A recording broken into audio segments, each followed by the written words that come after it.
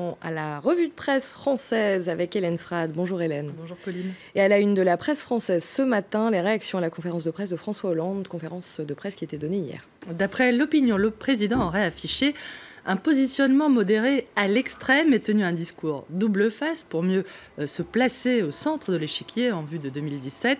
Un président en mode basse tension, à en croire le journal, qui le montre, on le voit, transformé en Jésus. Et là, j'ai regardé l'histoire de France et je lui ai dit « Lève-toi et entraîne le monde », une façon de dire que le président marche un peu sur les eaux.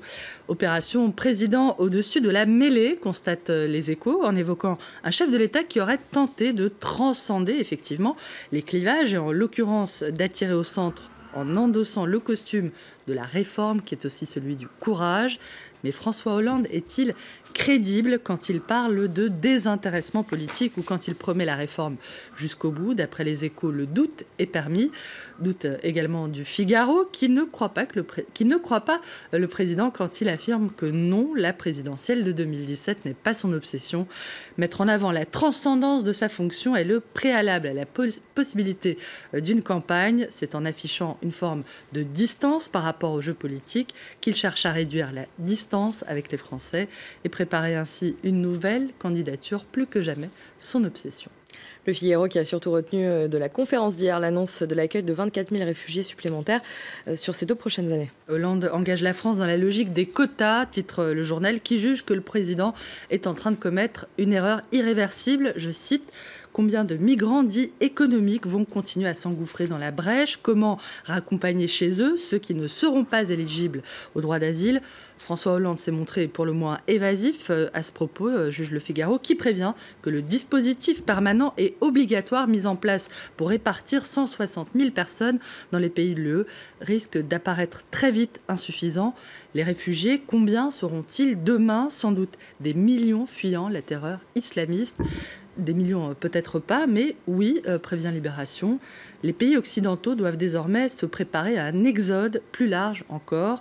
Le journal qui rapporte que les signes d'ouverture de l'Europe ont été perçus jusqu'en Syrie évoque le début d'une longue marche, le début d'un processus qui va demander un vaste effort d'explication.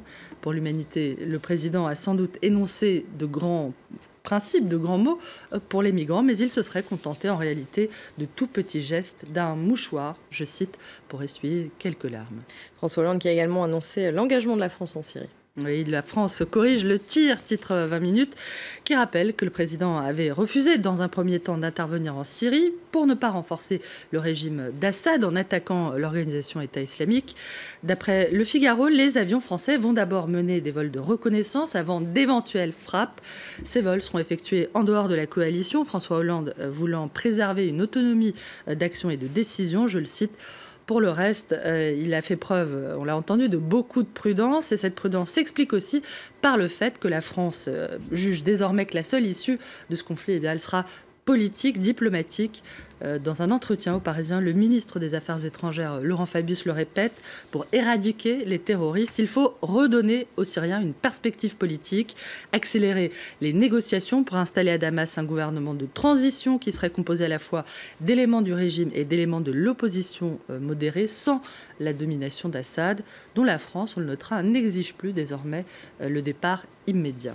Laurent Fabius qui rappelle également la responsabilité de l'Union européenne sur la question des réfugiés au Moyen-Orient. Le ministre considère que l'UE a un devoir de solidarité envers le Liban, la Jordanie, la Turquie et l'Irak, qui supportent bien plus que l'UE le poids des réfugiés, je le cite. Il y a actuellement, on le rappelle, 2 millions de Syriens en Turquie, plus d'1 million au Liban, c'est près d'un quart de la population. Laurent Fabius qui ne dit rien, on le notera en revanche, sur l'attitude des pétromonarchies du Golfe qui ne sont pas signataires des conventions internationales sur les réfugiés et sont restées depuis le début de cette crise silencieuses. D'après le Parisien, elles sont critiquées à présent pour n'accueillir personne au motif, au prétexte qu'elles apportent déjà une aide financière aux réfugiés et aux déplacés syriens. Les Saoudiens, notamment, auraient surtout peur pour la sécurité de leur royaume, craignant que la venue de réfugiés syriens politisés ne contamine en quelque sorte leurs compatriotes. Merci Hélène pour cette revue de presse française.